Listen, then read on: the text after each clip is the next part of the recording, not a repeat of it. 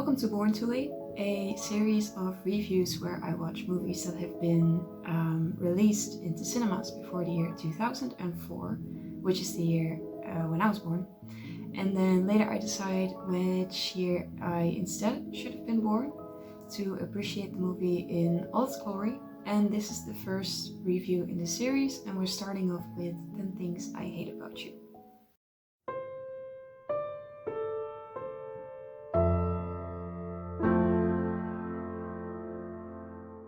10 Things I Hate About You is directed by Gil Junger and was released in 1999. The movie was rated PG-13 due to alcohol and drug-related scenes, sex-related humor and dialogue, and various profanities. Spoiler warning. I'll try not to talk too much about major spoilers, but I can guarantee it, so just a little warning. 10 Things I Hate About You is a high school rom-com set in the late 90s, and it follows Cameron. He's a new student at the school and he falls for Bianca, but unfortunately Bianca is only allowed to date when her older sister Kat does, and Kat is strong-willed, independent, and doesn't want anything to do with romance. So to solve this, Cameron creates a plan to get the mysterious bad boy Patrick to date Kat, and it's caused a lot of drama, rebellion, and romance. Even though the movie is over 20 years old, I only watched it recently, like 2 weeks ago or something. And I had seen it pop up on Disney Plus, but I read so many positive reviews about it that I wanted to watch it when I knew I could fully concentrate on it. And I'm very happy I did, because I really liked the movie. The movie romanticizes high school and makes it look very vibrant and hopeful.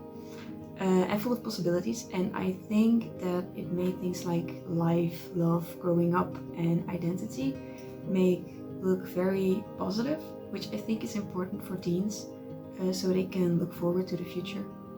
The movie itself really embodies this 90s feel, and especially in the late 90s, the youth was rebellious and sarcastic, and you can really see this back in the dialogue between the characters. This is so patronizing. Oh, I'll leave it to you to use big words when you're smashed. I don't think so. Okay. Why are you doing this? I told you may have a concussion. You don't care if I never wake up.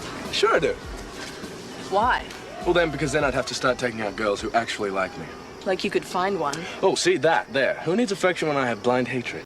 But also the characters themselves fitted this 90s vibe. Kat, for example, is an independent, strong-willed young woman and outspoken, and she challenges the norms about how young women should act. She criticized the patriarchy and she calls out the sexism in her literature classes. She also learns that it's okay to love, that it's not weak or anything. This is peak feminism. She is a feminist and she embodies this third wave feminism that grew in the 90s.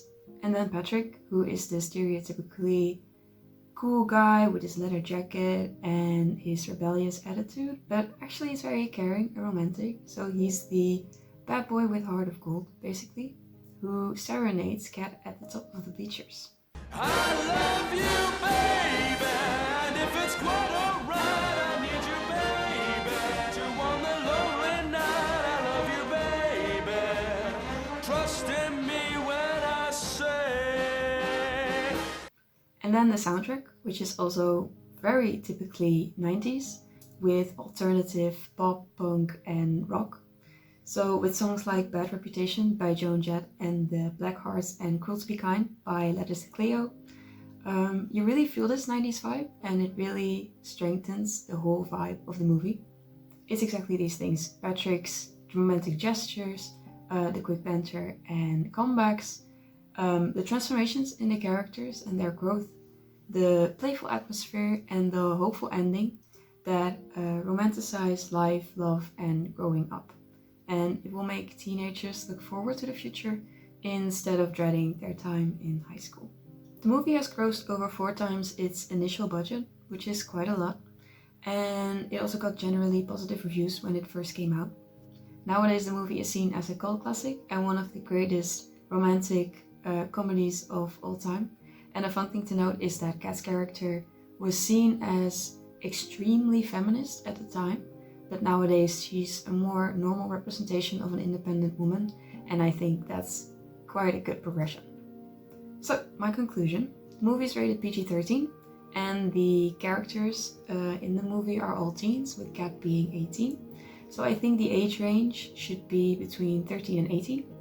However, once you're Kat's age, you might realize that high school isn't exactly how the movie portrays it is. But on the other hand, older teens might appreciate the themes of self-discovery and identity and exploration and whatever way more than younger teens who may have not gone through this yet. That's why I think the perfect age to watch this movie should be 16. So 1999 minus 16 makes 1983. If I was born in 1983, I would have gone to the cinema with my friends in 1999, and I would have appreciated 10 Things I Hate About You the best I could, because I would be surrounded by the same trends, the same fashion, I would listen to the same music, and I would appreciate high school life, the rest of my high school life, instead of dreading it.